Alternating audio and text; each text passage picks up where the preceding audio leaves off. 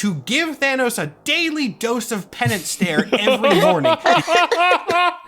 Hello everyone, and welcome back to our deep dive into Ghost Rider Part 2. Last we left off, a lot of retconning happening. It's gonna be interesting to see where we finally end up at. In between, well actually, like today, I had watched a reaction to the Ghost Rider movie with Nick Cage in it. And yeah, it was actually a lot of fun. I enjoyed the first Ghost Rider movie a lot, actually. The second one, too. It's different, but I still enjoyed it. It certainly takes, I'm pretty sure, inspiration from like the older comics for Ghost Rider, because I don't think Nick Cage could even turn into Ghost Rider during the day. Like that was a specific plot point, which they had changed later on in the comics here. It's been so long since I've watched it, I don't know. Yeah. I think my favorite part of the movie, though, was seeing Nick Cage go crazy and make a bunch of crazy faces. Also, he really liked monkeys for some reason. I don't recall why. We'll have to see how, like, future adaptations of the character are. What I'm most interested in is how they're going to adapt him into Marvel Tokon with, what's his name? Robbie Reyes or something? Yeah, Robbie Reyes. Because, like, I don't know how he's going to fit into the story there, but we haven't even gone to him in this video. Anyways, I am ready for everything that we have learned to get flipped again, so let's get into it. But of course, before we start the video, if for some reason you haven't already, go and support Sir Superhero. Link at the top of the description, like always. Just kidding. Of course we haven't. Of course we haven't. It was definitive for a couple of years. I mean, Zarathos was still ambiguous, but on the whole, the Spirits of Vengeance did have this one origin story. I keep coming back to the promise I made a while ago, though, that whenever it feels like Ghost Rider has a solid origin story, give it a couple years and it will become entirely different. This time, it got changed not by a Ghost Rider comic, though, but by an Avengers comic. Oh. This is the Avengers series written by Jason Aaron, a very controversial one for reasons we will be getting into shortly. A recurring... I feel like this is probably not a hot take, but I don't necessarily like when big team-up stories do significant changes to individual characters. Like, it happens somewhat frequently. It's like, I like if something really impactful is going to happen to a character, it should be in its own run. Because usually writers for like Avengers and other things don't always know a ton about the characters that they include sometimes. Yeah, that's fair. I don't know. I've seen a couple of my favorite characters have some weird things happen like that where you're like, why is this happening here? Oh, this doesn't really make any sense in character. I agree with that to the extent where if there are consequences that are to happen to a character, like consequences happen to everybody, and it's more of a general event. I don't mind like doing big lore significant things in like big team-up comics like the Avengers, but like if you're going to do something very lore specific for a character that will change that character pretty dramatically, I don't know, you better damn well know what you're doing, I guess. I don't know. I would prefer those sort of things to be in comics specifically about said character, to set up their character so we know who we're getting invested in before they go into this big mashup of characters for like the intergalactic events and whatnot that are about to happen to the lore and the universe. I can understand the want to have your story, this big mashup story of yours, mean something for the characters, so maybe go a little bit overboard in your writing. Plot point in this comic is about the first Avengers team to ever appear on Earth. They are called the Avengers of 1 million BC. Okay, my question is, why do we need an Avengers all the way back then? What are they doing? I haven't actually read this comic. I've seen a lot of reference to it, but I've never actually read it myself. We do know of like the invasion from the symbiotes, but that doesn't happen until much later after this. Maybe there were threats that happened even before then. Fighting the dinosaurs. Yeah. The dinosaurs got together to wipe out humanity, yeah. Now, I'm not an anthropologist or a historian, not of the real think world at least, people but from really my existed back extremely then, but- basic research, it seems like humans definitely weren't around in 1 million BC. Yeah. My sources that I found, again, extremely quickly, say that humans, as we understand them today, happened around 200,000 BC, so 1 million That's is about right. well out of that range.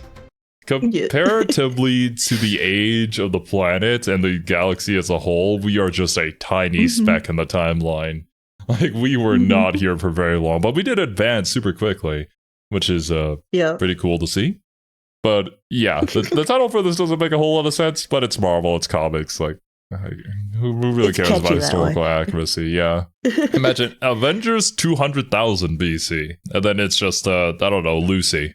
Just It reminds me, the second episode of Ben 10, like classic Ben 10, is called Washington, BC, because Dr. Animal's trying to like revert evolution and shit. Okay, I think for some reason I actually remember that episode. Was it like in a museum and a lot of the stuff in the museum were getting brought back to life or something like that? I think he tried to bring back a dinosaur, yeah. Yeah. Why do I remember this episode? I don't know. Dr. Animal's iconic. I guess so. Normally, I would be willing to accept this within the range of comic book bullshit nonsense suspension of disbelief. There are dudes in capes flying around, I'm not going to bemoan the timeline. However, there is a reason that I'm going to have to in this case, which I will get into in a minute, but before I start complaining, let's talk about the storyline. The members of the Avengers 1 million BC are all supernatural characters. There's not tech users here. They are Asgardians and cosmic beings and sorcerers, magic guys, which makes sense for the prehistoric times. One of them is a Ghost Rider, and a Ghost Rider who was essentially a caveman. This rider's origin is very well detailed. There's a whole comic dedicated just to this. We first see him when he's a young boy, one of the smartest members of his tribe at that, apparently the first among them to develop spoken language. Being so smart means that the other members of his tribe are kind of scared of him, so the boy feels incredibly alone, until he meets someone else who is just as intelligent as he is, and this guy turns out to be a supernatural monster. The monster kills the other members of his tribe, leaves the young boy alive, and dubs him Ghost, challenging him to find the monster again if he can. The newly named Ghost wanders out into the cold and is very unsuccessful in his quest, but right as he's about to die, he is approached by a talking serpent. The snake offers... I'm not Christian, but I wouldn't trust the talking serpent. just offers the boy a deal, promising him two things: warmth and vengeance. Warmth plus vengeance, plus the fact that the kid's name is already Ghost, shouldn't be a huge surprise to readers what's being offered here, and the deal seems good. All the boy has to do to accept is to utter the snake's... How do you feel about comics that use, like, repeating letters? Like, say names, ghosts. A little silly, but it doesn't bother me that much. I see. I know for some people it can be like a massive pet peeve. But, yeah, I think it's just funny. Yeah. Name. So he does. And the snake's name is Mephisto. This dude. Okay, let's explain what that means and why it's such a wild lore thing that it caused me to scream so loud it got caught by my noise suppressor. There's a lot here. First off, the good. Obviously, the boy turns into a Ghost Rider, and since he can't have a motorcycle or anything like that, his Ghost Rider vehicle is a flaming mammoth. Yeah. That's awesome. Yeah. I am not so mad about Ghost Rider lore inconsistency that I cannot appreciate cool shit. This rules. Ghost Rider 1 million BC might not make sense, but boy, is this a cool idea.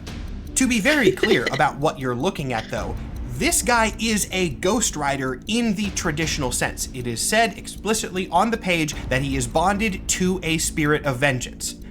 Whatever that is. 1 million BC, in caveman times, before the dawn of civilization, and therefore definitely before the biblical flood. As even more confirmation of this character is officially referred to as the first Ghost Rider, not by Mephisto or another character retelling this story who easily could be lying or... Okay, yeah, I see where this massive lore change is happening now. Because, yeah, the Ghost Riders came about after God's vengeance on the world, right? For all the sins that people have committed, and so the Great Flood happened. But this happened even before then. So what? Do we have like an agency that came in before the Black Ops of Heaven existed? The CIA of the afterlife? So what organization would that be? I don't know. The spinal chain, though, also pretty fucking sick. Pretty sick, yeah. It's a cool idea. I just feel bad for Sir Superhero trying to connect it all together somehow. Just plain wrong. No, he's called the very first Ghost Rider. Ghost Rider, it's very much the rule of cool trumps all, which I can appreciate to an extent, but like more so than any other superhero we've looked at so far. Well, we haven't looked at many, but yeah, I feel like in concept, Ghost Rider originated from rule of cool. Like objectively speaking, Ghost Rider's design, the whole concept behind it, is just cool. Like it's undeniably cool. Oh yeah, objectively cool. But yeah, what the writers will understand about the character or want to say about the character is a whole nother story that we're trying to get into, and hopefully we can land on something by the end here. The opening page teaser text blurb. This isn't even dialogue. The comic writers and editors say, yeah, look, he's the very first Ghost Rider. This means that by definition, the Spirits of Vengeance were not created after the Great Cataclysm. At least one of them existed before this, and it was not created by God. He was made by Mephisto. So it's not Mephisto coming in to make a deal for somebody who would already have gotten the powers as the entrepreneur that he is. He's actually giving people power now. So what now? Does Mephisto actually just give people powers? And he's just been duping people? That he wasn't actually duping them? Look, we've seen Mephisto make Ghost Riders before. This is something that happens a lot. But like, in these cases, you can write it off as Mephisto lying. He's the devil. He's using demonic power to make something that looks a lot like a Ghost Rider, right? It's a mockery of the angels. That seems in character. This is definitely a real Spirit of Vengeance, though. This character is treated as a real, legitimate Spirit of Vengeance Ghost Rider just as much as any others for the rest of his appearances, of which there are a lot in this series. So this shatters the whole angel thing again, right? Like that in a Flame Mammoth, I sure as hell would use him. Is definitely not compatible with what this is, but I will acknowledge this Avengers series does sort of make reference to the fact that Ghost Rider history is such a mess. Look at this panel. This is Blade speaking, someone with magical experience, probably enough to be treated as an authority on the subject. He says to Robbie Reyes, "You're a Ghost Rider, kid, and I've run with enough Spirits of Vengeance to know there's only one hard and fast rule when it comes to the Riders. Whatever you think you know is sure as hell a lie. Ghost Riders have been around for the entirety of human history, but we still don't really know their origin or true purpose." If Blade is telling you this, you listen. Yeah. Even Blade's like, yeah, this shit make no sense. Good luck with it. It makes a lot of sense, though, for Blade to be the one to say this, because Blade is such a no-nonsense guy. Like, yeah, tough shit, bro. I don't know who the fuck you are. You probably don't know either. His man thing just on his shoulder, like it's a little thing now. No. What happened here? I mean, wouldn't you want to be on Blade's shoulders if you could turn into a little thing like that? I don't know, maybe. I like the little man thing, though. It's funny. Yeah. This is kind of fun, right? Writer of this comic, Jason Aaron, is taking a friendly little shot at the fact that Ghost Rider lore is such an absolute mess. He even has Blade directly reference the God's original judgment thing in the immediate next panel. So Jason Aaron is taking clear aim at Ghost Rider Volume 6, Issue 33, and its writer, Jason Aaron. Oh my god. It's the same. It's the same guy. The same guy wrote. So about that new writer coming in and not really knowing about the lore, Hmm. No, it's Well- just that it can't be a consistent narrative. No. Does Jason Aaron not have a great idea what exactly we're doing here? Or does he is he intentionally doing it so that it's confusing? That there is no conclusive evidence as to where the Ghost Riders come from? Giving him an out that he doesn't deserve. Maybe I'm overthinking it so much that, the stupidest decision can end up becoming a genius move, It, with enough mental loopholes, you can get there, but yeah, I think bro just doesn't really know what he wants to do. He just wants to make cool shit happen. Yeah, I think so. Both of these. Now, credit where credit is due, Jason Aaron did not establish that Ghost Rider was an angel. The whole dramatic "you're an angel" reveal happened earlier in that series, but it was under a different writer. However, Gotcha. I can't give too much credit because the writer changed before the details of this reveal happened. Someone else That's established insane. Ghost Rider was an angel, but then Jason Aaron was absolutely the guy who did the whole Vestiges of God's Power biblical flood part. So, on the one hand, it is really funny that the comics themselves are now acknowledging that nobody knows what the deal is with the Ghost Riders, but on the other hand, this is not writers poking fun at Marvel history. This is Jason Aaron just kind of hand-waving the thing that is absolutely his fault. Jason, buddy, you've done a lot of good work. I love your Thor, I love your Doctor Strange, but you don't get to shrug and be like, gee guys, I don't know where the Ghost Riders came from. You were the one who said where they came from. Now, I don't like to get too negative on this channel, though Ghost Rider is really testing my patience. I do want to take a second to acknowledge why this Avengers series is so Sir Superhero just struggling with this so much more than any other video, and we watched him go through some complicated topics. He is the YouTuber who usually gives his dialogue in a very straightforward and a calm demeanor, and giving you the facts and the information. This one, yeah. I mean, bro is shouting, bro is swearing, bro is like, what the hell is going on? I don't know. I feel your pain. I get it. Yeah. As a fan of Warhammer, both fantasy and 40k, with many different retcons that happen, I understand. This is just how it goes, man. Controversial though. It's going to get negative, but this is also an undeniable part of the recent history, and so I do have to address it as it happened.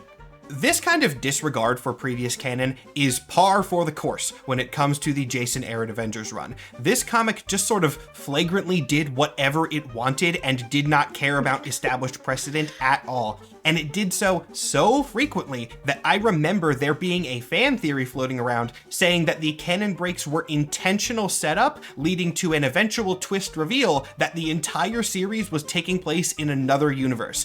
That's how often and how badly it broke precedent canon. Of course, that did not...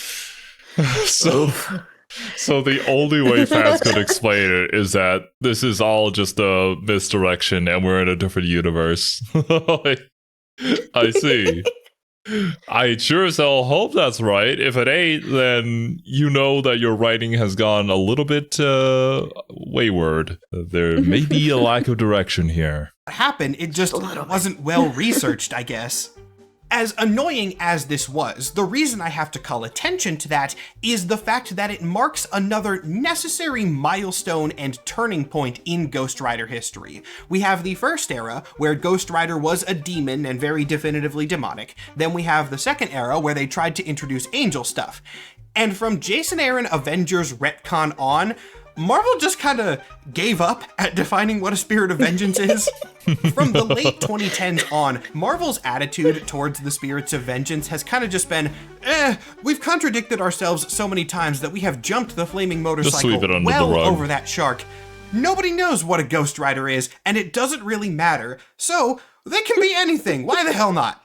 Now, almost an hour into this video, we have truly reached that circular reasoning thing that I promised right at the beginning, where a Ghost Rider is somebody empowered by a spirit of vengeance, and a spirit of vengeance is a being that empowers a Ghost Rider. This really is the best summary that I can give you of how Ghost Riders work in current canon. It's weird, and it is nonsensical circular reasoning, but it kind of works because even Marvel acknowledges this. All pretense that these things make sense in continuity has been completely abandoned, and Ghost Riders are now characters 100% fueled by rule of cool. They have some shared features, of course, Hellfire vehicles, the penance stare, and the general theme of punishing sinners, but Spirits of Vengeance can kind of be anything, and Ghost Riders are now defined by their shared characteristics, not a shared history. Is this maybe an unsatisfying conclusion to this part of the video? Yeah, if you really wanted me to give you a definitive answer as to where the Ghost Riders came from. Especially with things like this and comic books and stuff, I don't think there really needs to be a definitive answer if the stories they're a part of are still enjoyable. You might agree with me on this, but I feel like having a defined background in history isn't a necessity for a good, interesting character, but I do enjoy it. So a lot of my favorite characters tend to have that, but I won't necessarily demerit a character for not having it, I guess. I'm trying to get to a point where I can just enjoy media for the sake of enjoying it and not having to like overly criticize it or put up parameters that say I can only enjoy it if it has this, this, and this. Because, you know, life is short. Just have fun with it. And exactly, yeah. Yeah. That's the sort of attitude I'm at, but I do understand if some people may be frustrated that we don't have a definitive answer. It's fine. I think it's okay. I would find it less frustrating that it doesn't have a definitive answer and more so just that it keeps contradicting itself. That would frustrate me as a reader. Honestly, yeah, I see that. Where you think you have the answer and then it contradicts it and then it contradicts it again and then it contradicts it again. It's like, what am I even getting invested in? Why did I buy this comic book? I wanted to learn about it. It's probably for that express reason. Yeah, the right choice for them to just kind of walk away from it. So yeah, just let it be. People know that it's rule of cool. We know that it's rule of cool. We're just gonna have a fun character do fun things. But on the other hand, I've given you an answer several times, in fact, and you're more than welcome to write them all down, stick them to a dartboard, and let fate decide. Any answer is equally as valid and invalid as any other now. Yeah. The fantastic part about all this. That's my favorite. I'm going with that. The CIA of the afterlife. The black ops of heaven. That will live rent-free in my mind, I'm almost certain. Yeah. Every single time I see Ghost Rider now, that's what I'm going to think. Is that this is a weight off my shoulders. This half of the video is done, and now I don't have to spend the rest of this wading through complicated canon about what Ghost Riders may or may not be. I get to spend the rest of the video just telling you about all the cool shit that Ghost Riders be doing. That's gonna be awesome! Is that dinosaur Ghost Rider, he have rockets in his fists, and is he riding a jet? He has like robot arms, maybe? I can't tell. What is this mixture? Something crazy's happening there. This is like, you know, when you're a kid and you're playing with like your action figures and whatnot, and then people start coming up with like bullshit random superpowers that are counter the other person's superpowers. I think this is the conclusion of that.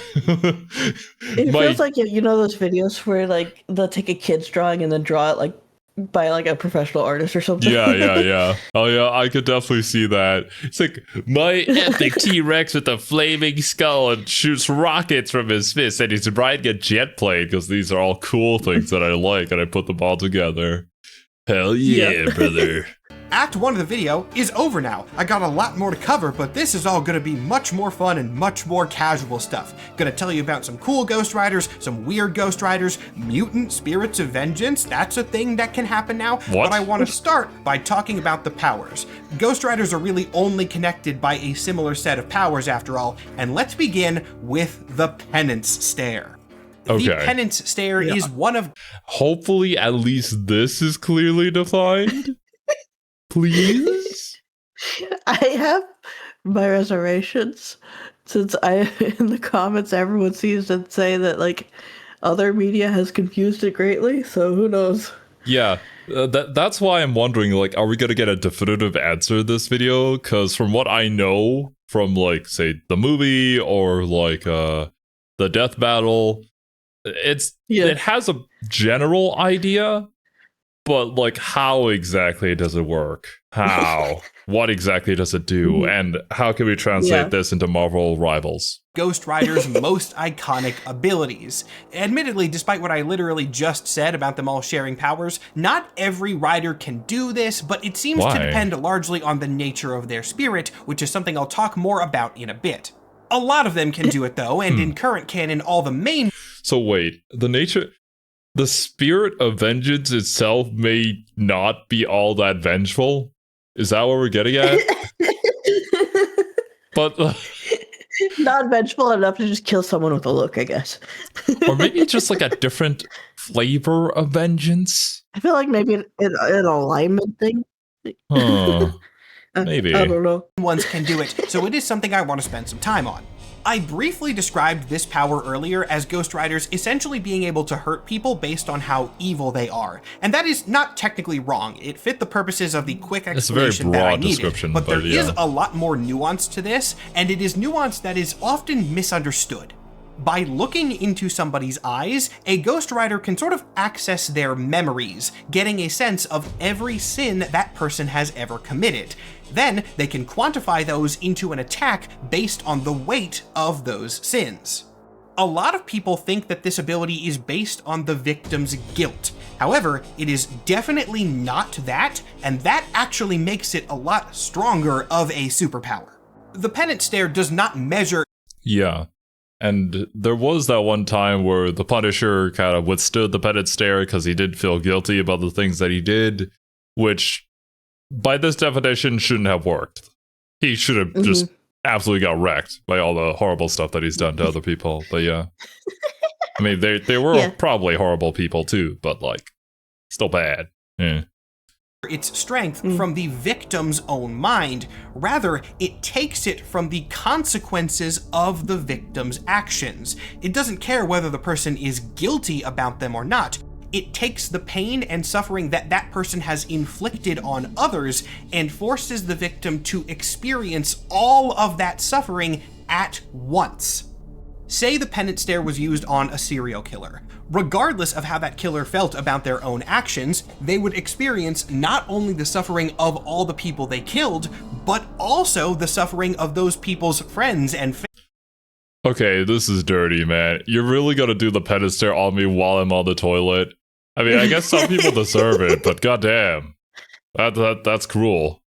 Family and loved ones. It takes everything, and that means people who have done a lot of evil are getting even more evil back than what they themselves committed. It's a very mystical, arcane-based concept, kind of around the idea that actions come back to haunt you in a karmic as above so below kind of way. It's a cool ability, and it does often cause guilt as a side effect, so I get why people take it as a guilt thing. The penance stare is not a guilt beam, though. It does not make people feel guilty directly. It forces them to experience what they have done to others, and if they survive that, they often have to sort of reflect on their lives, and that makes them feel guilty. There is one really notable exception, though, which breaks all of this, and yeah, some of you were probably expecting me to address it. In the comic Cosmic Ghost Rider, otherwise a very fun book, Thanos tanks the penance stare. Not only does he tank it, he apparently enjoys it so much that after capturing the Cosmic Ghost Rider, he forces him to give Thanos a daily dose of penance stare every morning.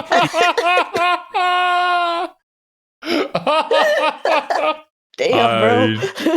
I didn't realize that Thanos was an M. Hey, I'm not gonna yuck anyone else's yums, but damn. We've reached a new level of that. Because he enjoys it so much. Now look, I know just a couple minutes ago I said that Ghost Rider was a rule of cool character now, and that was the baseline by which everything has to be judged. Oh, this is really stupid though. I don't like this because it doesn't make any sense, even with the rule of cool logic. They explicitly say that the reason Thanos enjoys the penance stare is that he doesn't regret his actions. He's an insane psychopath and he enjoys what he's done, and therefore Ghost Rider forcing him to experience all that suffering is great. It is a— Okay, this is more than likely a writer who read the previous Ghost Riders and then connected that it was due to the regrets that they felt rather than the actual consequences of their actions coming back to smack them all at once. Yeah, I think this is just more a misunderstanding of how the power actually worked. Pleasant experience. Yeah, probably. That certainly does make Thanos seem like a cool, edgy, strong guy, which a lot of comics are written for the express purpose of. The problem is that if that's how the penance stare works, it's useless. What a bad superpower for somebody to have. I can hurt you, but only if you regret the things that you've done. So many supervillains don't regret the things that they've done. Ghost Rider becomes immediately so much less cool if this is how the power works. What's he gonna do against any psychopath or anyone who doesn't feel remorse?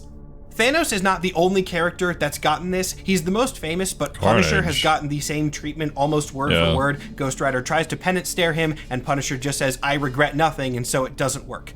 This is usually not how this ability functions. I cannot stress that enough. There are just a couple comics which really want to make certain characters seem edgy, and writing Ghost Rider's powers in a completely different way for that purpose serves that job, I guess. Okay, so let's take a quick look at the list here.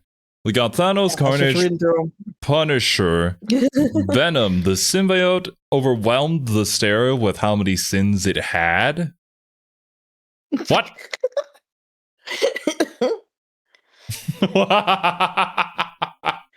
Your sins are so countless, I can't punish you for them. I don't even know where to start. Oh boy. Captain Marvel just kind of said no.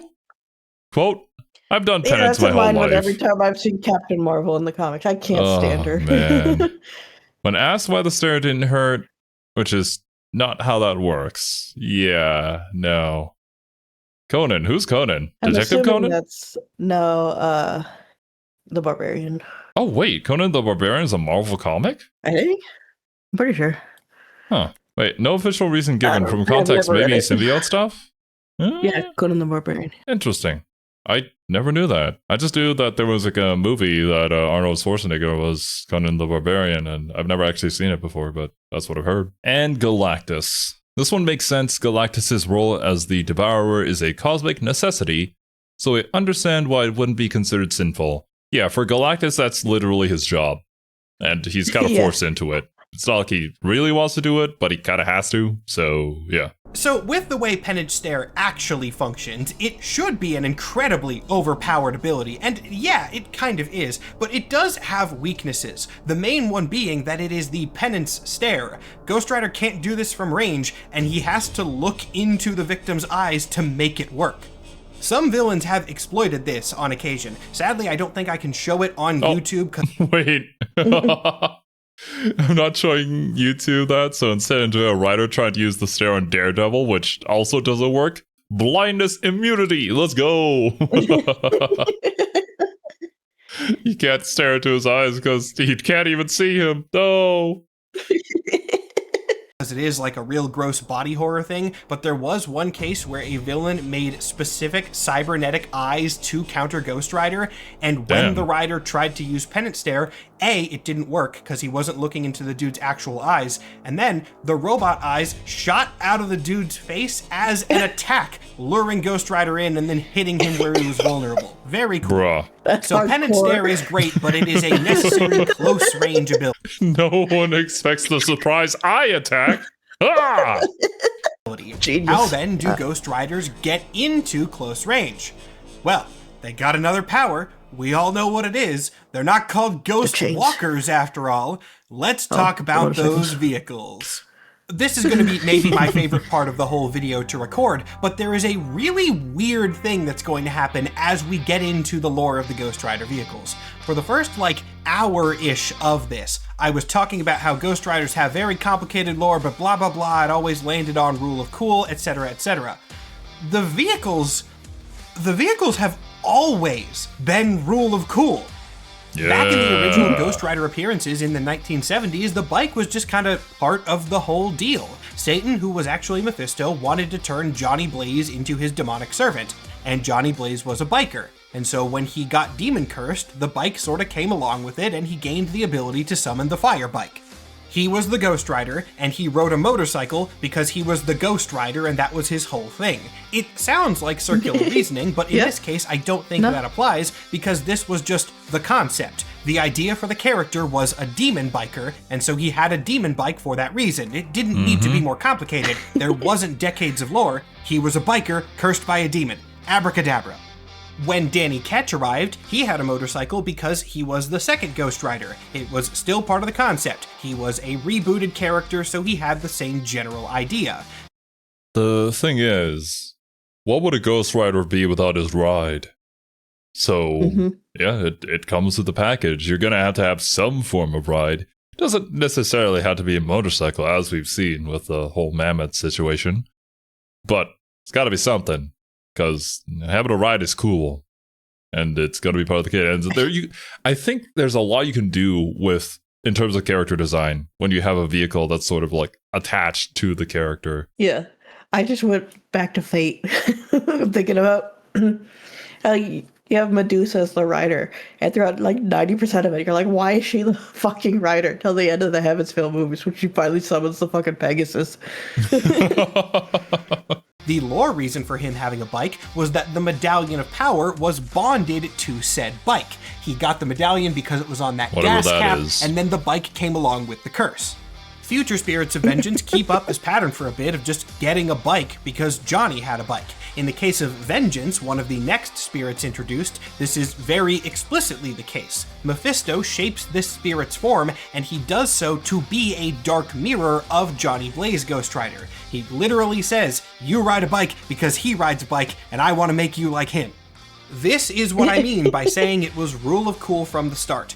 Amazingly, despite all of the retcons and all of the attempts to explain every part of Ghost Rider lore, most of which went nowhere, there is no canon reason why Spirits of Vengeance like vehicles so much. They just... It is like an inherent part of the Spirits of Vengeance where they just want to go fast. And I can respect it. Yes.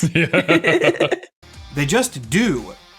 As Ghost Rider got more comics and more variations on the character were introduced, the power of the Hell Cycle just sort of expanded along with Ghost Rider's popularity. There's not a definitive reason for this, at least not one that I can find. Ghost Rider's ability just evolved from bike to vehicles.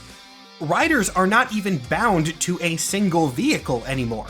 The power is not that they have a vehicle as a sort of familiar, it is now that they can use mystical hellfire to transform any vehicle that they are riding into a demonically empowered one. And boy, the definition of vehicle is real loose. Yeah. Originally, everyone had a bike because Johnny had a bike. That you ride but on. Hey, what if there was a Ghost Rider with a car? That works. What if there's a Ghost Rider that has a plane? There have been a few of those, so it's not just wheeled vehicles. It's not even inorganic vehicles. There have been multiple Western Ghost Riders who use horses as their demonic vehicles, and that opens up a big pathway to weirdness. If animals can be vehicles, then any animal somebody is riding can be a Ghost Rider vehicle too. I already showed you 1 million BC who rides a mammoth, and if somebody's riding a mammoth, why can't they have more fantasy-inspired animal vehicles? Johnny Blaze rode a giant spider as his vehicle once.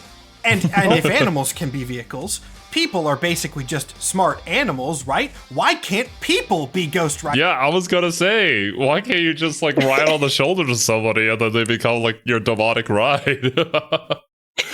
That would be hilarious. I would love to see that. Crazy. Yo. Rider vehicles, and guess what? They absolutely can. If a Ghost Rider is sort of mounted on the back of a person, they can charge them with hellfire. This happened to... Okay, I said that as a joke. I never thought they would actually do that. You know, goated riders. Like the natural progression. Yeah. The Juggernaut once. There have been a few cases of it, but this rider powering up Juggernaut is by far the coolest example. My God, Juggernaut as a Ghost Rider vehicle. What a wild, wild concept. This isn't even the most egregious definition of vehicle either. Wait, imagine, Servi, if Ghost Rider comes to Marvel Rivals and that's like a team-up ability.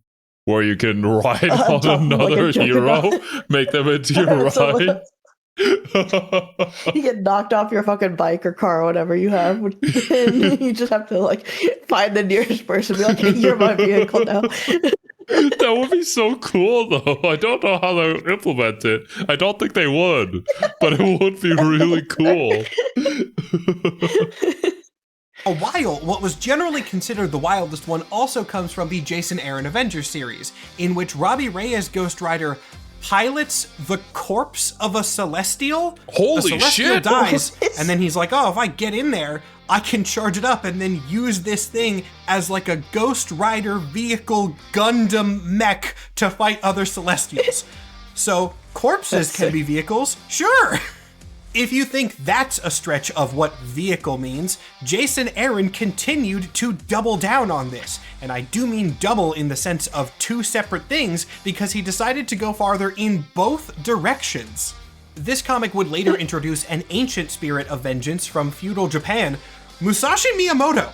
Like, of course. real-world historical figure Musashi Miyamoto, who in the Marvel Universe was apparently a spirit of vengeance named the Ghost Ronin. Ghost Ronin's vehicle was nothing. He just didn't have one, I guess. Technically, there is exactly one panel in which Namor calls out the fact that he doesn't have a vehicle, and Echo, who's empowered by the Phoenix Force and thus knows how this kind of thing works for some reason, claims that Ghost Ronin rides the night itself.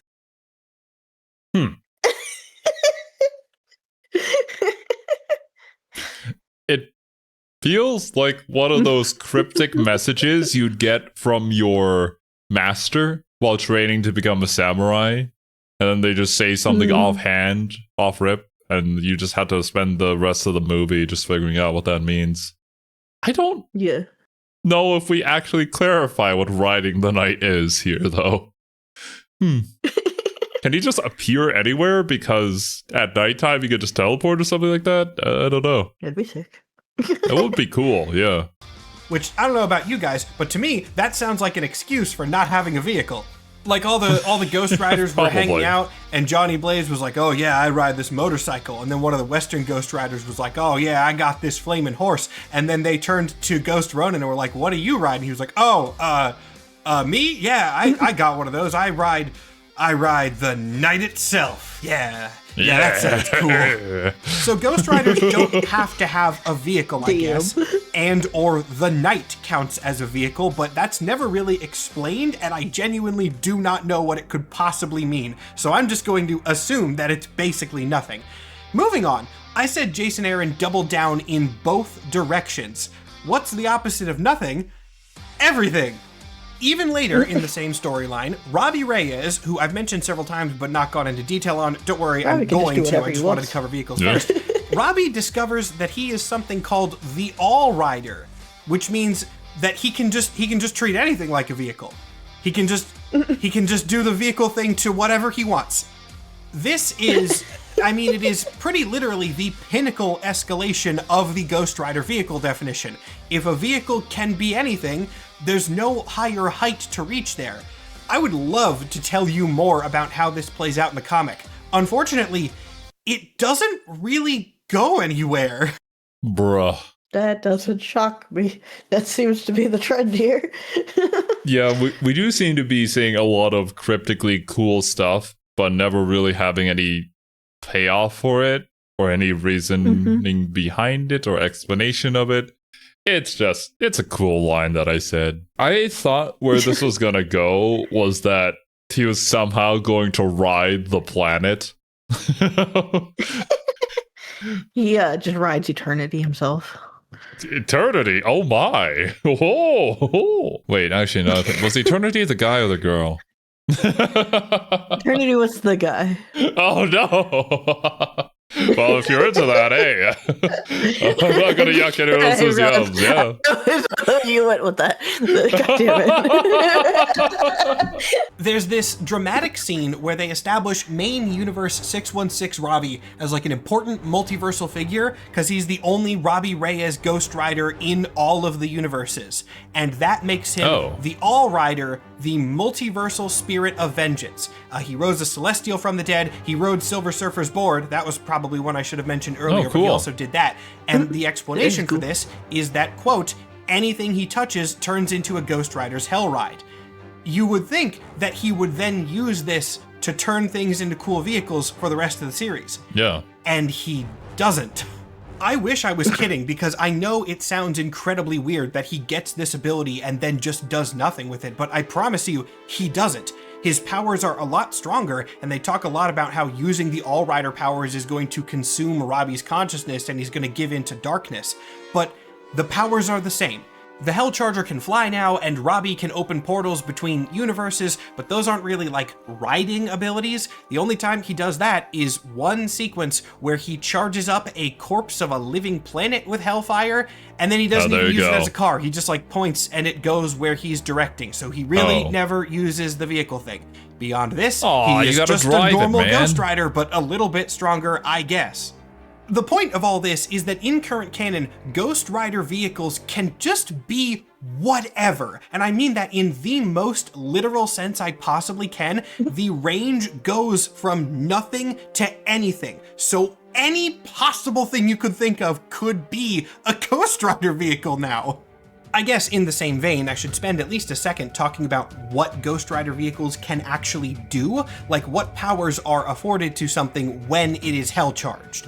Most of this is pretty basic stuff. Obviously, it is infused with demonic or angelic or whatever the spirit of vengeance magic is. It becomes edgier looking, it gets fire powers. Usually, whatever is doing the motion on the vehicle is going to be what is flaming. If it is a car or a bike, it's going to be the wheels. If it is a plane, it's going to be whatever is propelling it. If it's an animal, all of it's moving, so it's just going to be all of it. These hell vehicles do not have to follow the laws of physics. Oftentimes they can move up walls, sometimes they can fly, and a Ghost Rider can control their vehicle once they have already charged it. Importantly, a Ghost Rider has to be in the proximity of a vehicle to charge it initially, but once they have made that bond, they can control it from a distance. That transitions nicely into finalizing the Ghost Rider powers section. We've talked about the two major ones, now let me just run really quickly over all the other abilities that Ghost Riders get, which, as you should probably expect at this point in the video, are many, varied, and extremely vague. When empowered by a spirit of vengeance, people get a large host of standard superhuman abilities, enhanced strength, speed, durability, etc. I'm not going to go and put definitive numbers on this because there isn't really a definitive answer. Take it as somebody who researches this stuff for a living. Feats are not reliable in Marvel Comics. It's actually I mean, for every other superhero too, I imagine. Like, the power scaling is gonna get 1,000% very messy. Actually explicit Marvel canon that the power of heroes and villains is determined by the situation. Sorry, power scalers, I'm not one of you. That doesn't really work. In addition to the standard superhuman set of powers, riders also have the standard magical set of powers. Even though the exact origins of spirits of vengeance can vary a lot, all of them are definitively magical, and this manifests in their power set.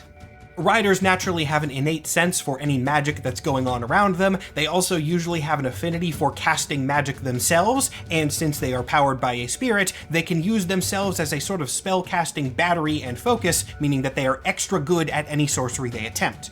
Using magic does still take training, they can't all do this innately, but they do have more of an innate affinity for demonic magic. They can manipulate souls, sense sins, do anything that would be in that sphere of the divine. And in the same demonic vein, fire. Lots of fire. Ghost Rider fire is not normal fire though, it is hell fire, which is usually pretty ill-defined, but I can kind of succinctly describe it as fire 2, the better fire. It basically functions the same as normal fire, except it can't always be put out by normal means, and it is extra good at hurting people who deserve it. Hellfire is less effective against pure souls, but if you're a sinner, it's going to burn you up much quicker. Riders can often make fire constructs as well using this stuff. They forge fire vehicles, fire chains, and weapons. Really, their power is just very good fire generation and firebending with a little bit of magical flavor sprinkled over it. And then their final and arguably strongest ability is being Rule of Cool characters. Once again, we're back at this theme. Ghost Riders only exist for Rule of Cool now, and since they are magical characters, those two things combined kind of give them a free pass to use whatever power is necessary if it's cool and the situation demands it. This reminds me of the final fight from Tengen Toppa Gurren Lagann. Which is also a series very dedicated to Rule of Cool. I'm assuming this is from the Cosmic Ghost Rider comic book run or whatever it was. But enlarging yourself to be the same size as Galactus in order to fight him and shoot a giant flame beam at him. Yeah, that's definitely a Rule of Cool thing. Just a little bit. Also, the sound effect for this, Shrackoom! I love sound effect words. Speaking of things that just work because they're cool, there is one more big part I want to cover in this video, talking about more riders. I have well established that all bets are off when it comes to what Ghost Riders and Spirits of Vengeance can be, and as a result of that, they've gotten weird lately. Now, I'm not going to be talking about every rider ever for the sake of time and also what very little sanity I have left after all this. I'm going to be focusing on the more unique ones, characters that are better examples of the Ghost Rider concept in general expanding. I have chosen 9 of them, or really 8.5 because literally no part of this can be simple, but whatever. First on my list is a character that I've brought up several times already, Robbie Reyes. Robbie first debuted in 2014, so a few years before Ghost Rider lore really started going off the rails, but even at this point, Robbie was taking it in a new direction. When we first meet Robbie, he is an orphaned teenager living in a dangerous part of Los Angeles with his younger brother Gabe. Wanting to get Gabe out of there but not having the money to do so, Robbie decides to enter an illegal street race and win some cash. Needing a better ride, Robbie borrowed a very nice car from the mechanic where he worked, a 1969 Dodge Charger specifically. This performed great in the race at first, but he wasn't able to finish because it turns out the owner of that car had some enemies. Mistaken for somebody else, Robbie was attacked by a cartel and killed for simply being in the wrong place at the wrong time, though his death would not stick for very long. As the cartel tried to burn the car to get rid of the evidence, the fire started acting strange. As Robbie's corpse was engulfed by this mystical hellfire, he was transformed into the new Ghost Rider. So, in this instance, we don't have Mephisto. Do we have a Spirit of Vengeance? Do we just have fire? Or at least what seemed to be the new Ghost Rider. Robbie's Ghost Rider form had a lot of the hallmarks of being a Spirit of Vengeance. He was bonded to the car, now known as a Hell Charger. The car and him both had fire powers. There was also literally a portal to hell in the Charger's trunk. All of that seems like Ghost Rider stuff, but there were also things missing, notably the Penance Stare. Robbie simply did not have this ability, and remember, this was in 2014, before the Ghost Rider lore got retconned again, when angels were still the status quo. So a Ghost Rider without the punishing sinners aspect, that's very odd. Robbie's spirit gave him a lot of powers and talked to him a lot about vengeance, sure, but he couldn't back it up in an angelic sense like the others could. Plus, this spirit had a very unusual name for an angel. He was called Eli Morrow. Now, this is going to spoil the book, but also it's a 10-year-old comic at this point, so whatever. The big reveal of All New Ghost Rider was that Eli Morrow was in fact not an angel, and also not a spirit of vengeance at all. Eli was actually just the spirit of a deceased mortal man, Robbie's own uncle, kept a bit secret from the boys because he was also a serial killer. Eli was a horrible person and well deserved to get sent to the clutches of Mephisto after his death. However, he was also a Satanist well-versed in dark magic, and thanks to his arcane connections, his spirit was able to survive past his demise and inhabited his old car. When Robbie was killed and the car was burned in close proximity, it released Eli's ghost, turning Robbie into the new Ghost Rider. I see, so that's why we don't have those elements. He is quite literally formed different. Bro is built different from all the other Ghost Riders. Technically classifies for Ghost Rider because Ghost Riders are only classified because of the characteristics. So, yeah, that makes sense. Curious to know how this goes when it comes to Robbie's story, though. Is it always going to be a constant struggle with his serial killer of an uncle all the time? I don't know, yeah. Explains the powers pretty well, actually. He doesn't have the penance stuff because he's nowhere near an angel, but he has Hellfire because of his demonic connections, and he has the car because it was the Ghost's original car. Even though Robbie would use these powers for good, Eli was still not a good guy even in the afterlife. His ultimate goal was to possess Robbie and use him as a vessel to get back to the physical realm, making this story as a whole a really cool parallel to the original Ghost Rider from the 70s and 80s. As Ghost Rider lore changed... Like an interesting idea. Yeah, it's a really cool mix-up of the concept for Ghost Rider. Plus, I mean, with how inconsistent the origin stories have been, might as well make your own unique one for this particular character that's still in the same vein. It became complicated by the medallion and the angel stuff. It drifted away from the classic, but Robbie is a modern retelling of that. No overly complex lore. He is just a guy cursed and possessed by a malevolent spirit. He has demon powers because of demon magic, and the car is of personal significance to him. I wonder if this is the reason why Marvel Tokon picked Robbie Reyes too. I know they said they wanted a younger Ghost Rider, but maybe that was extending towards the fact that, you know, it was a lot easier to understand his origin and the extent of his powers for the sake of the story. Maybe. Could be. Maybe. Very similar to what Johnny first was. I really like Robbie. I think he's one of the best writers out there, and I highly recommend reading his original comics if you haven't. Unfortunately, his originally similar lore does get a little bit more complicated in a not great way in the midst of the whole Avengers breaking Ghost Rider retcon. Rather than let Robbie stay in the classic Ghost Rider space, they have gradually moved him more towards being a rider like the others. In current canon, he is no longer possessed by Eli, and he does just have a normal spirit of vengeance, though it is unnamed and has never been given any detail. This means he also has the penance stare powers. Yeah, what the hell? We had a cool and unique idea for the guy, and then we just decided to get rid of it for some reason. That's frustrating. And he's the one that was given the nebulous all-rider powers for no real reason. I still like him, he's still cool, and even though it is weird that he's wildly cosmically important now, I guess getting a really big lore retcon is like a rite of passage for Ghost Riders. Yeah. That pattern's gonna continue. The next character has a big lore retcon as well. This is Kushala, originally called the Demon Rider, though she is now going by Spirit Rider. In addition to being possessed by a spirit of vengeance, Kushala is also a Sorcerer Supreme. She first appears in a 2016 comic called Doctor Strange and the Sorcerer Supreme, which is all about Steven going on a little time travel adventure and teaming up with Sorcerers Supreme from the history of Earth. Kushala was an Apache woman who held the title in the mid-1800s. Despite growing into Sorcerer Supreme, Kushala did not originally intend to become magical. Her first encounter with the arcane happened during an attack on her tribe by the US Army. As all of her people were killed around her, she cried out to the divine in desperation, and a spirit of vengeance answered.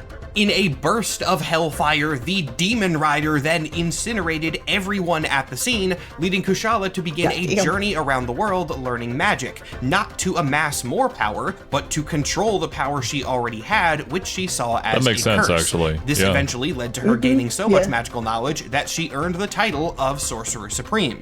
Now, importantly, Kushala's spirit is at this point treated like a normal spirit of vengeance. This was a 2016 book, so like Robbie, it happened before the angel thing was retconned again, and Kushala's origin lines up with all that. She gained the spirit in a moment of stress when there was a lot of violence and bloodshed around. She wanted revenge, and so a spirit of vengeance answered. In 2021, though, this changed. This was, of course, after Ghost Rider lore was broken and all bets were off as to what Spirits of Vengeance would be, so Marvel decided why not make this character's lore crazier by orders of magnitude.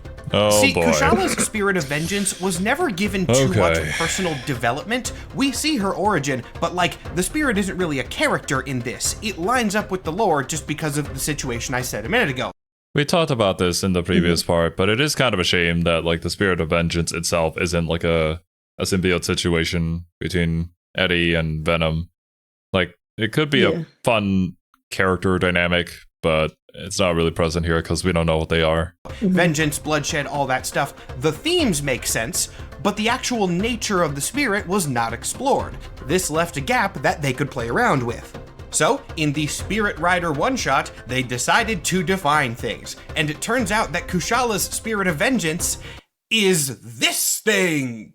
That doesn't look like an angel, but it also does not seem like a demon, at least not in the Ghost Rider Hellfire sense. And what it actually is way weirder. This thing's name is Leviathan, and it is, buckle up here, I knew I liked it. A fragment of a sentient planet that remains from a previous incarnation of the multiverse? That is a lot to process, and it is... Wait, so with this, are we suggesting that the planets themselves had spirits or souls to them? And when the multiverse broke apart, this one happened to slip through and survive, and then a new creation of the new multiverse or whatever? Yeah. Yeah, this we're certainly going places with this one. Planets having like a soul or a spirit to them isn't a new and obscure concept, but I don't think we've ever learned about that during our Marvel journey yet. I don't know if that's really a thing that they've ever explored in other lore. The only one I can think of is like Ego the Living Planet, but like I don't know anything about that, or like how adjacent that would be to this thing, like to Leviathan. Yeah, to him. I don't know. Yeah. Mm-hmm. Lore dumped onto us over the course of a single page. I'm gonna do a scroll through that right now so that you can read all of this if you want. I'm not gonna go through it word for word because it is a ton of text, but the gist of it is that, yeah, Leviathan was a sentient world. It had some sort of spiritual connection with its inhabitants, but then those people were corrupted by dark magic, and all of that dark magic corruption led to this thing getting spit out into the next multiverse. For the cosmology nerds in the audience, or people who have seen my feature-length cosmology video, I don't know which multiverse this is. It does not say.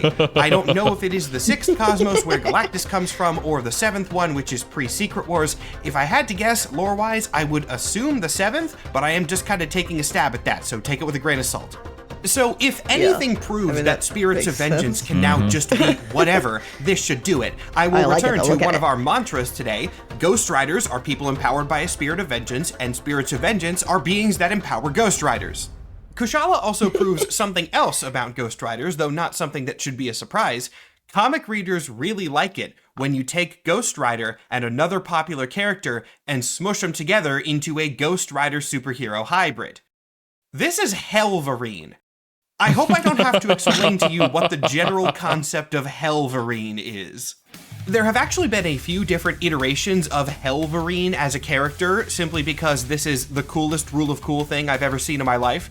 Well, second coolest. We're going to get to the first coolest in just a minute. Point is, Helverine shows up in a few different forms, but despite kind of just being a hand-wavy, awesome guy, he is sort of important to Ghost Rider lore. The Wolverine half of Helverine has been carried by a couple different people. Logan has had the Spirit of Vengeance on a few occasions, but the current and longer-running Helverine is Logan's son, Akihiro. Despite the Wolverine half changing, though... Logan has a son? And his name is Akihiro? Do we go full weeb? Is that a Japanese name? I don't know. Not sure. The Ghost Rider half is actually consistent. We know the Spirit of Vengeance that empowers these guys. Its name is Bagra Ghul, and it is not an angel, it is a demon, created by Mephisto. That is shown to us directly on the page, we know it for sure. Bagra Ghul's purpose is body horror, basically. It was created just to make weird, creepy torment art to entertain Mephisto. As such, it kinda likes Wolverine, because Wolverine is a very violent guy, and that appeals to this torment art demon. The key word in all this, though, is demon.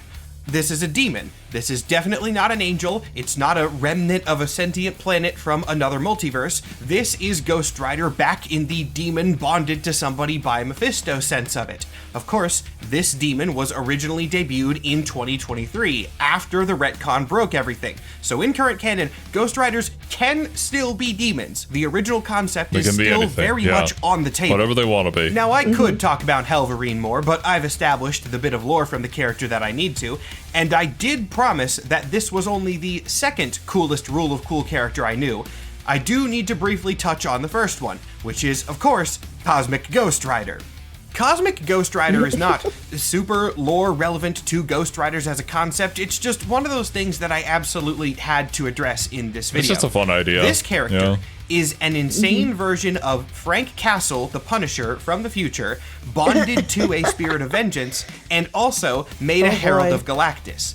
The entire point of— Wait, what? The Punisher Ghost Rider who's now a Herald of Galactus. Ooh, that is certainly a combination that I don't want to meet. Man, you know you're fucked if he shows up. Yeah. Cosmic Ghost Rider is just piling as many wild powers onto a character as Marvel possibly could. Now, I probably don't need to say this, I think it's generally understood, but nobody is reading Cosmic Ghost Rider comics for the lore. That's not to say the comics are bad, I quite enjoy most of them, but the point of this character is not primarily to tell compelling stories, it's to be a wild comic book man who does wild comic book things. One of this character's main plot lines is traveling back in time to kill baby Thanos. And then he decides he can't kill a baby, and so instead he adopts baby Thanos, and Thanos being raised by the Punisher, that doesn't go well. I don't have like a deep analysis of this character. I don't need to spend a lot of time on him, as I just said. That is so fucking funny. I can't get over that. Oh, I can't kill baby Thanos, so I'll just adopt it. And he brings it, puts him in a little like chain pouch and then rides into the cosmos. His Ghost Rider Punisher sounds like the best father out there. Oh, definitely. Yeah, he's definitely going to be there and very loving and caring and supporting. I'm bringing up Cosmic Ghost Rider because I had to mention him at least quickly in a Ghost Rider video. If you want more on Cosmic Ghost Rider, go read Cosmic Ghost Rider comics. Trust me, this is one that you want to read for yourself rather than having a YouTube guy tell you about it, because the only reason you're reading it is to see all the cool stuff that happens. Just go see that in the comic where you can take your time with it. And hey, while we're here, why not do one more character in that vein?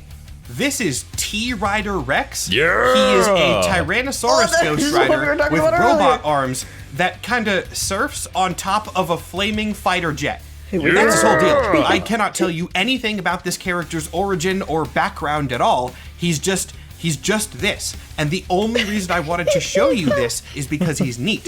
And in a How Do Ghost Riders Work video, he's neat is a valid enough reason to include somebody. Now, we're going to change tone a little bit for the last three riders that I want to present to you. But before we get to that last section of these, there is one more traditional-ish one that I want to talk about. Phantasma, one of the newest riders. Oh. Being so new, Phantasma has only appeared in a few comics, 12 to be specific, but a lot of those are cameos or team appearances where she doesn't get a lot of spotlight. Her origin has not fully been revealed, but her concept is fun enough that I wanted to bring her up. Phantasma is a roller skating Ghost Rider. Her real name is Izzy Alvarez. She was a roller derby player, and when she got a Spirit of Vengeance, her skates became her vehicle. The exact nature of her spirit is unknown. There seems to be something weird going on with it, though what has not been detailed yet. She does possess an additional power to most Ghost Riders. She can also create portals, and she often accidentally opens portals, which unleashes hell demons places. Right now, the most interesting part of Phantasma's origin actually has nothing to do with in-universe stuff. It was how she was created as like a published Marvel character. Technically, Phantasma's first appearance was on a variant cover. This was a series of variants that Marvel did just for fun, creating theoretical sidekicks to popular characters. They were just supposed to be variants, though. They were never intended to actually make their way in-universe. And then, these character designs got really, really popular, and so Marvel decided to put them in things. This kind of makes Phantasma like Fair. the platonic ideal of what a Ghost Rider is in the modern era. She rule of cooled herself into existence. She's only a canon character because of how cool she was as a concept, and now she's around. Good for her. Now we've arrived. Yeah.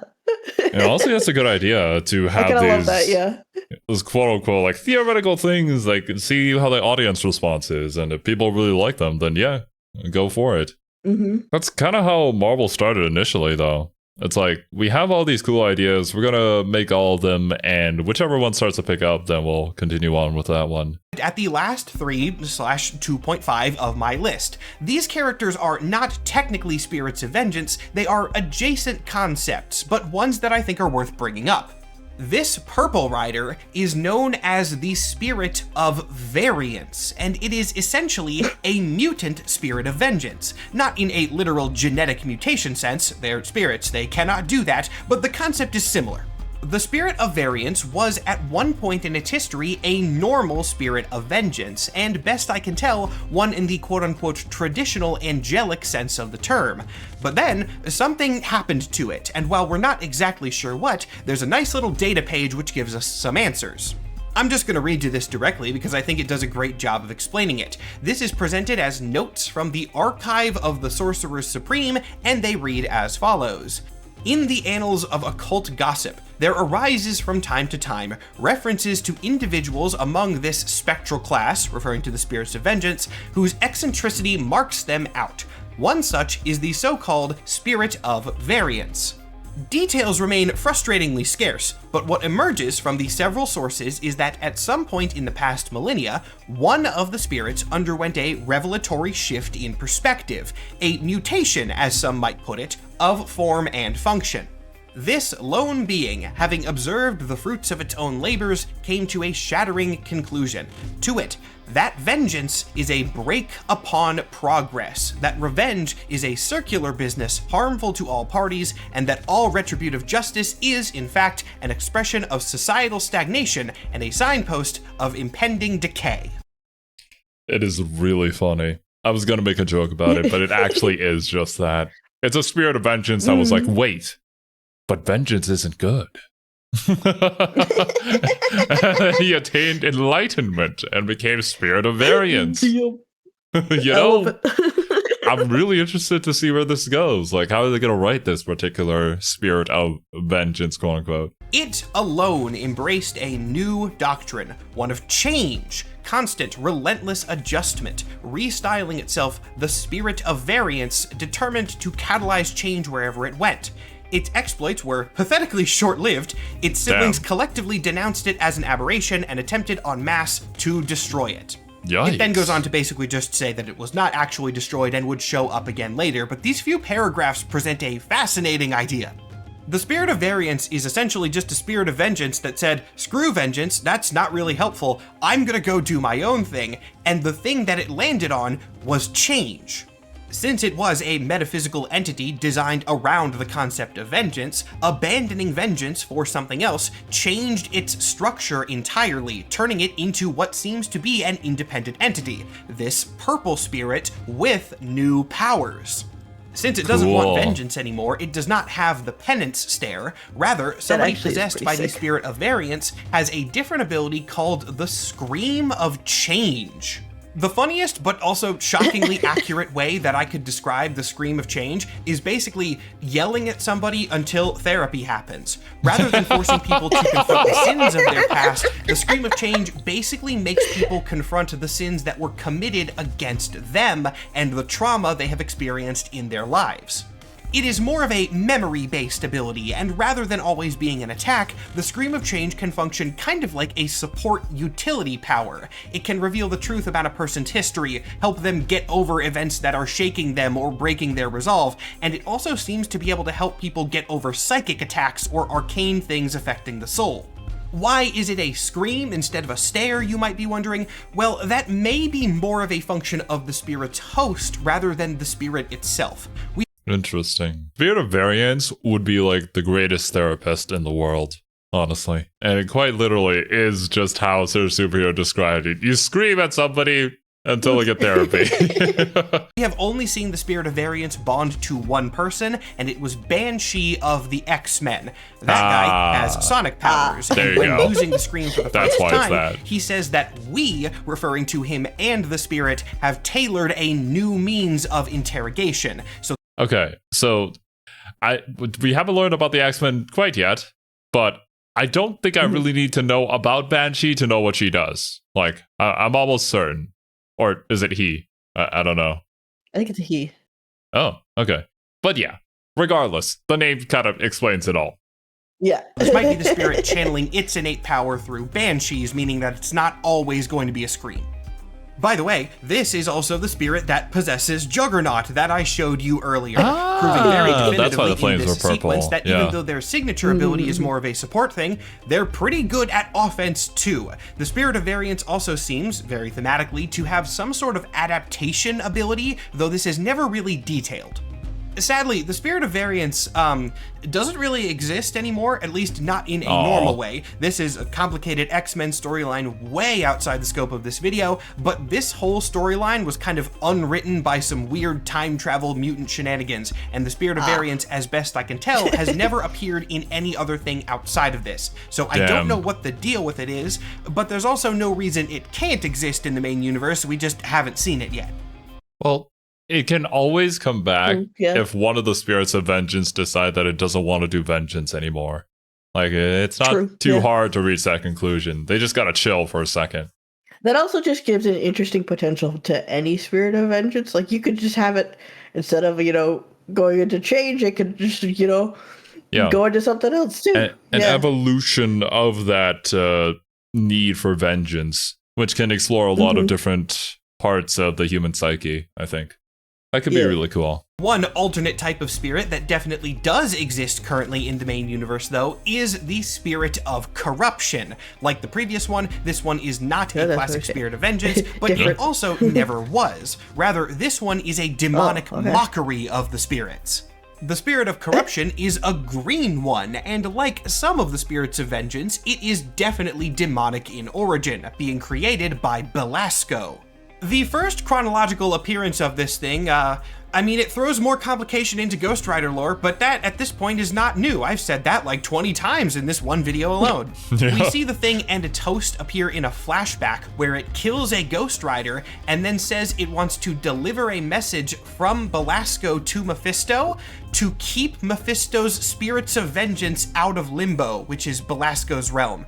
So, once again, this confirms that Mephisto does do some spirits of vengeance. Like, some of them definitely come from Mephisto. Which ones and how many? I have no idea, knows? but he's doing some of them. The spirits of corruption, of which there are presumably multiple, are Belasco's answer to Mephisto's own spirits. If one demon hell lord gets to have a Interesting. bunch of spirit minions around a certain theme, why can't another demon hell lord have his own theme of demon minions?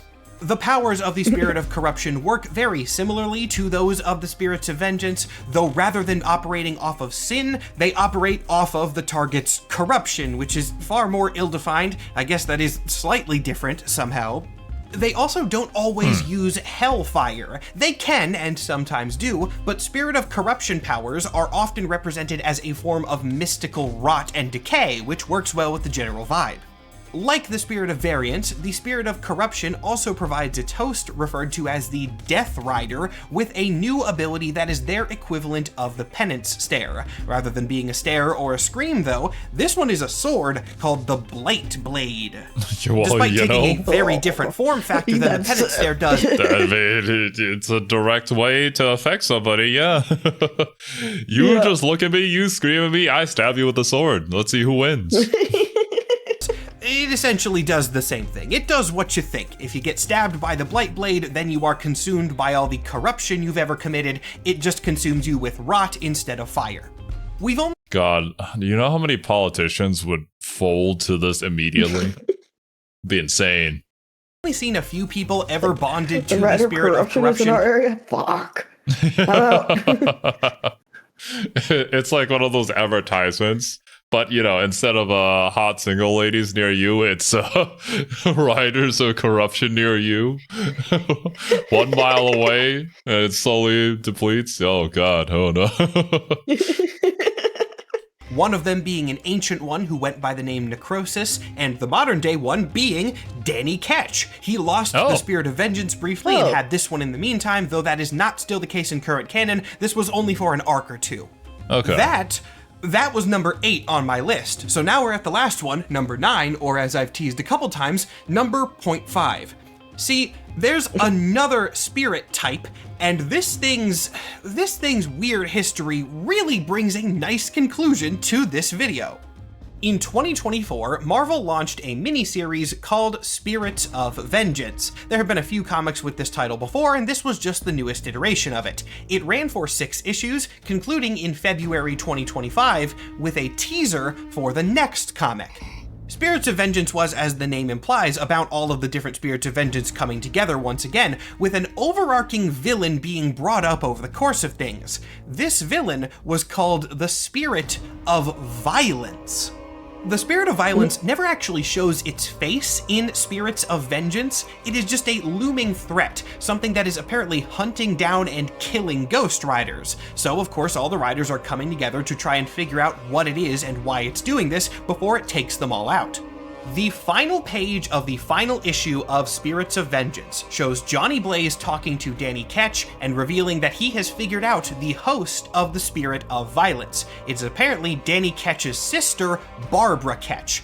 And then the comic is over, with a little teaser that says, "To be continued in Spirits of Violence 1.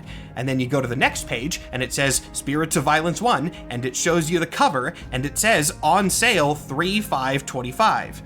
2/5/25? That is a really I think it's 2/5/25. What is that actually. font? Okay, I went and I did some research and I looked it up. It was 3/5/25. It was March 5th. I don't know why they wrote the 3 for March the exact same way as the 2 for 25. Whatever. Point is, it doesn't really matter because this comic didn't release. What? Spirits of Violence did not come out on March 5th. It was never officially canceled by Marvel. Marvel just kind of shadow canceled all of the orders to comic stores without ever making any public statement. It passed without a lot of fanfare. The comic just wasn't around and no one really knew why. This was going to be my concluding bit for this video, right? Talking about how apparently there's another spirit type, the Spirit of Violence, but I have no idea what it is. Oh well. So I went and I looked it up to make sure all my information was right. This comic released like a week and a half ago as of this recording. Oh! Apparently Marvel announced the relaunch very briefly a couple months ago, but not in a way that a lot of people noticed, and thus Spirits of Violence 1 dropped on October 1st with very little fanfare. Yeah, what were you doing? Is there something with this comic, or was there something that happened behind the scenes that caused them to do this? And then they just start to shadow drop it? Wouldn't they want to announce it for sales? I don't know. It sounds like they're trying to hide it. Yeah. Well, what happens in this comic? Genuinely did not know this comic came out, and I do this for a living. No explanation has been given for the random 7-month delay, and again, at the time of this recording, the comic isn't even available digitally. Marvel just didn't release it digitally at all for reasons beyond me. This comic is not explicit or red banned. It is released as a Teen Plus rated one like most of their other comics. It's just only available physically, which has limited its release range a lot. This revelation that Spirits of Violence actually did release caught me a little bit off guard, and I wasn't sure how to proceed with concluding this video. I have a policy against talking about comics that are currently releasing, both because A, I don't want to spoil them, but more importantly, B, I like my lore to be definitive. If I talk about a comic that's only put out 1 issue, everything in that 1 issue could be easily disproven by the 2nd, 3rd, etc. If I wait until an arc is concluded, then I can be sure I have most of my stuff right. But for Ghost Rider, things are inconsistent all the time, so I went and I checked out the info on this comic anyway. And then I stumbled upon something that actually made the video conclusion way better than I ever could have planned. The official solicitation teaser for Spirits of Violence 1 on Marvel's website says this: Johnny Blaze, Danny Ketch, Robbie Reyes, Kushala, Phantasma, Helverine, and more. Ghost Riders unite. When a strange group of new villains set their sinister plan in motion, Ghost Riders past, present, and future must combine forces to save the world. But just who is the Spirit of Violence, and what horrors do they bring from Johnny Blaze's and Danny Ketch's past? Forget everything you thought you Bruh. knew about Ghost Rider. The most climactic ride in history starts here. Forget everything you thought you knew about Ghost Rider. Bitch, that's nothing! Such a large percentage of this video has been me ultimately arriving at the conclusion many times that I have no idea what a Spirit of Vengeance is. Marvel doesn't seem to know either. And from this teaser for Spirits of Violence 1, I don't think that's going to actually change perfect. anytime soon. Just forget about it. Legitimately, they literally say it in their official text description for the comic. Yep. Yep. Perfect. But now I'm so curious as to how this is currently going. Like, I actually kind of want to read it just to see. Ghost Rider lore has been a mess for years, and it seems that things are just going to keep getting added and added and added. There's new stuff in Spirits of Violence. I have no idea what, though. Only one issue has come out, and I have no idea what's going to happen in the next ones. However, I can be sure of one thing that will be happening in Spirits of Violence and subsequent Ghost Rider media. Ghost Riders are gonna have cool fire vehicles, and they're gonna shoot people with penance stairs, and it's gonna be badass and cool as hell. That, right there, that is the true through line for Ghost Riders. It's not demons, it's not angels, it's not vehicles, it's not even Spirits of Vengeance. It's just being cool as hell. They are Rule of Cool characters. I've said it a lot already, Very much but so. that's what the conclusion of this is building to. After researching all of this stuff for hours and hours and hours, I have decided that I don't care. And I don't mean that in a negative way. I think not caring is the point. Yeah, If yeah, there yeah. was ever a comic book character who's best when you don't overthink You'd have them and just fun. enjoy the wild ride, it's Ghost Rider. Any Ghost Rider. Pick one from the huge roster and it'll apply to any of them. Even though I've been called Actually, you know, have fun and enjoy the wild ride fits for Ghost Rider a lot more than really any other character, considering the I vehicles was too. gonna say, I think it's funny how I feel like with Ghost Rider, we've gotten more comments than most saying we misunderstood his powers. Like, they're the most inconsistent and don't matter. Why? Yeah, well, I don't think even Marvel really understands the powers, so can you really blame us? calling attention to the inconsistencies of Ghost Rider for the last hour and a half-ish. I don't want the lesson people take away from this to be Ghost Rider is bad. Sure, when you look at all not the at all. lore of decades at once, it can seem kind of bad, but individual Ghost Rider stories are usually quite good. Ultimately, if you pick up a Ghost Rider comic, especially one from the modern era, you're not going to need to know, like, any of what I've told you today. If you understand that they are a cool demon-possessed I'm person, definitely probably interested to with go a and cool reading the demon-possessed Yeah. vehicle, It's you just have Ghost Rider. everything It you need sounds to know. The moral of today's very long video is that Rule of Cool is great. Ghost Rider is a popular character, and he's not popular because of his 80 different backstories. He's popular because he's cool as hell. I love crazy Exactly. superhero comic lore. I've built my career around crazy superhero comic book lore. But this genre is not the successful thing that it is just He's because the of that soul lore. leveling of It Marvel. You know, yeah, that statement still stands true. needs to be stupid sometimes, and I love that. At the beginning of this video, I defined a Ghost Rider as someone empowered by a being called a Spirit of Vengeance, and I defined a Spirit of Vengeance as a mystical being that empowers a Ghost Rider. Oh wait, I just realized. On the Sung Jin Woo comment, that was during the KOF reaction. I thought that was during this Ghost Rider Part 1. No, this is the first time we're mentioning it here. It's also true for this one, as well as the Ash Saga. So there you go. Yeah. We're just solo leveling a different way. Now at the end of the video, I would like to offer you an I alternative think there's a definition. lot of media that kind of Ghost took Rider that is a approach in badass. the end. Yep. It's not Which a is not wrong. complicated definition, It's not wrong. but if It's that's cool. enough It's for you fun. when talking about this character, you're thinking about him in the right way. Thank you all so much for watching. That was a lot, huh? I'm really happy with how it ended, though. Thank God for the Spirits of Violence solicit giving me that forget everything you thought you knew about Ghost Rider line. That truly wrapped things up in the perfect way. It did. Since making this feature drained me of, I'm gonna say conservatively, 97% of my sanity, I'm just gonna blast through announcements super fast today. First off, as usual, I have a Patreon. If you go check that out, you can find early and ad-free access to all of my videos, as well as an exclusive video every month. There's a link to that in the description of this video and the channel page, and my username there is the same as it is here, very easy to find.